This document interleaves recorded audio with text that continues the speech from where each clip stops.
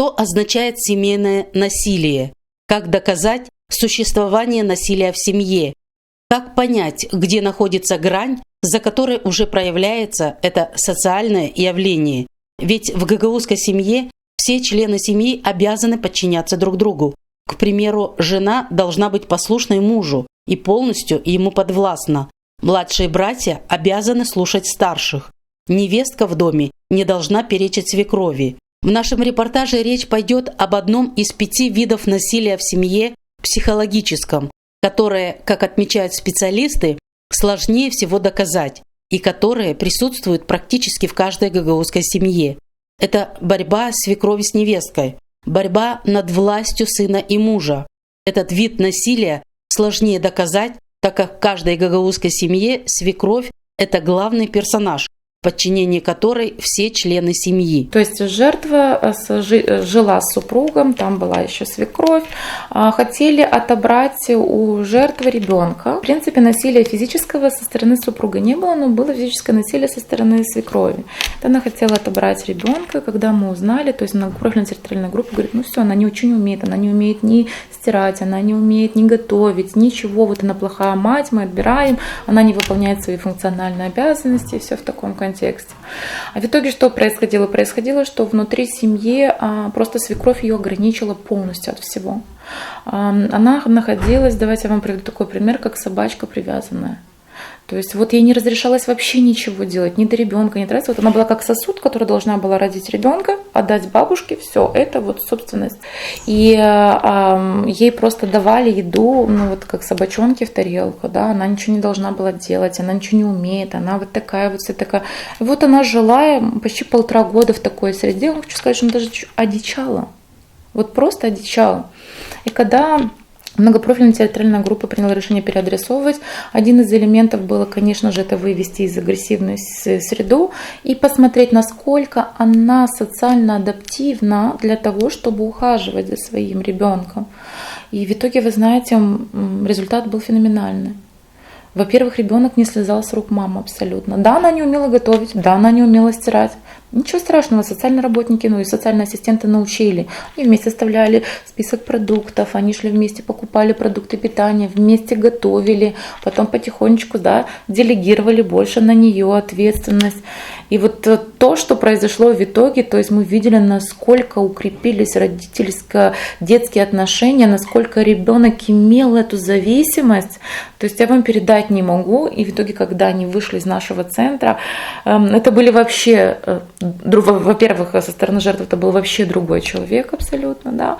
Ребенок был до такой степени зависим от мамы, то есть он понял, что такое мамин запах, он понял, что такое материнская любовь, он понял, что вот эта вот привязанность, она очень-очень-очень большая. История, о которой рассказала Светлана, довольно неординарная.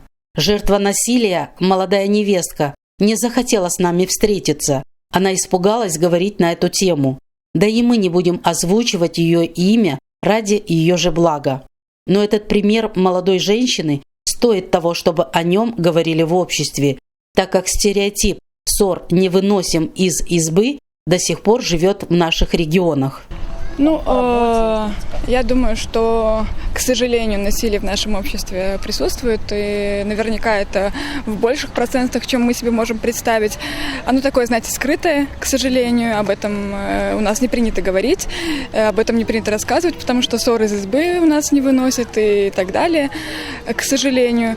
Но думаю, что это должно освещаться в большей степени, об этом надо разговаривать и пресекать. Доказать факт семейного психологического насилия очень сложно. Многим девушкам стыдно об этом говорить, а обсуждать это открыто в обществе и в средствах массовой информации не каждая жертва готова. Именно поэтому большинство жертв насилия в семье терпят агрессора очень долгие годы, а может быть и всю свою жизнь. Многие девушки к нам приходят, у них по 10 лет история насилия домашнего. И я уверена, что там были и полиция, и были предприняты меры. То есть это не та ситуация, когда она молчала. Она обращалась за помощью, но не было результата. Да? Если есть решение о штрафах, штраф из семьи.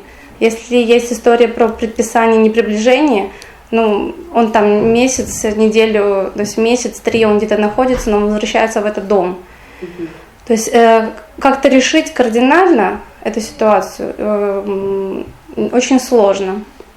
И очень хорошо, что мы предоставляем такую форму, когда мы можем ее вытащить из той среды, она может здесь побыть, да, прийти в себя вообще, да, успокоиться, да, снизить стресс от того, что ей больше не нужно прятаться, не нужно быть в напряжении и ждать следующего скандала, что она может просто выспаться, что очень важно.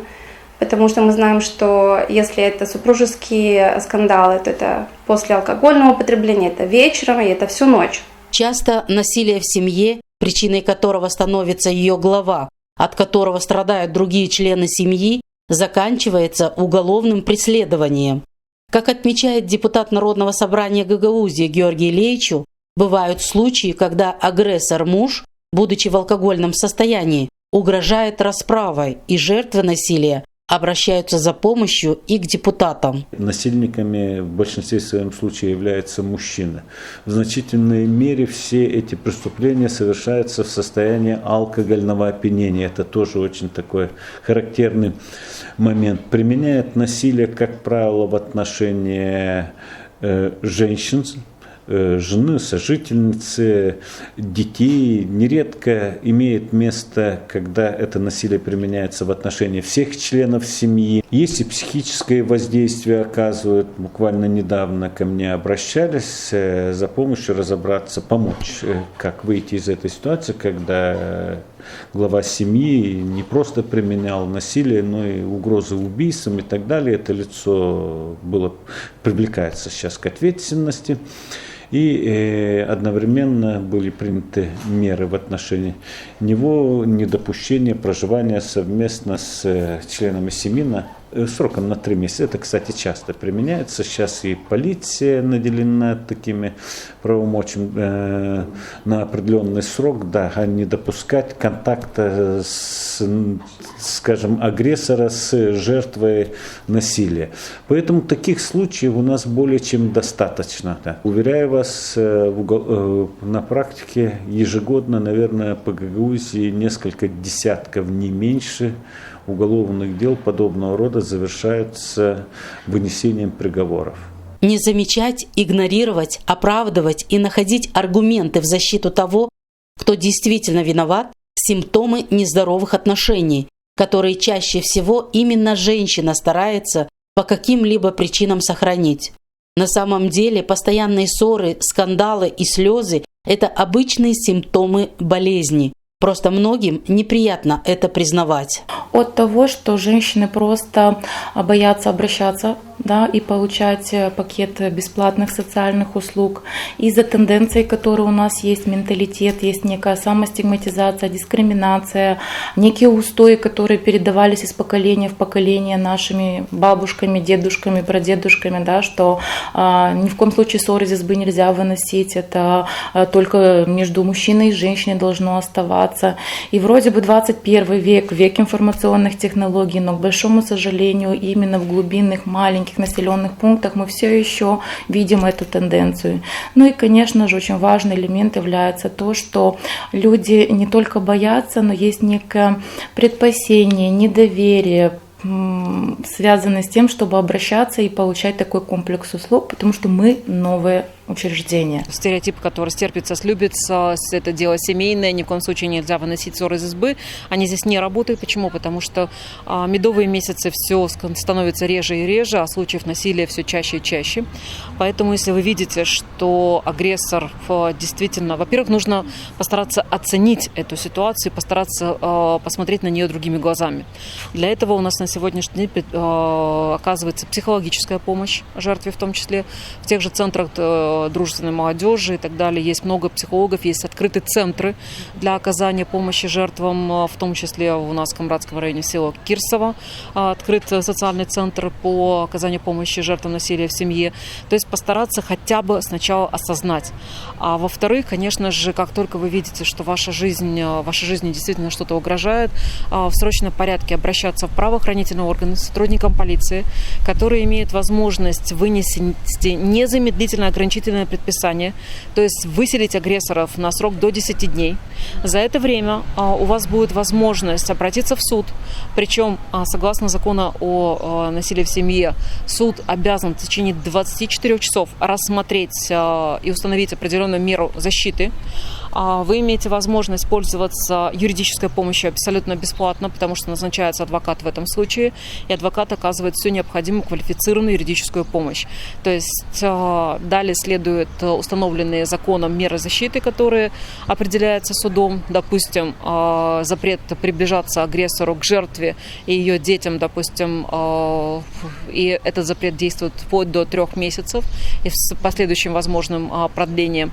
Поэтому за это время, естественно, можно уже разрешить все необходимые вопросы, в том числе, допустим, с продажей общего имущества, с переездом, изменением места работы, места жительства. За это время можно. Почему? Потому что агрессор в том числе контролируется через ношение принуждения носить специальные браслеты. То есть сегодня сотрудники полиции могут оказать всю необходимую помощь. Согласно данным Организации Объединенных Наций, в 18 странах муж может официально запретить жене работать.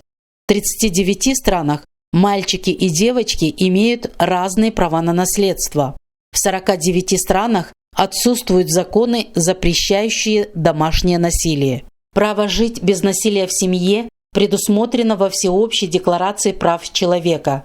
Конституция Республики Молдова устанавливает, что все граждане Республики Молдова равны перед законом и перед государственными органами.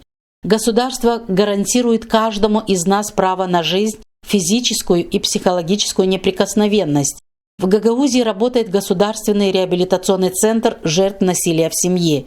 Он был открыт благодаря финансовой помощи программы ООН совместно с исполкомом Гагаузии. Центр предоставляет услуги психолога, социального ассистента, юриста и медицинской помощи. Центр способен разместить до 18 человек и финансируется из бюджета Республики Молдова. В случае необходимой помощи можно позвонить на номер горячей линии 067 555 299.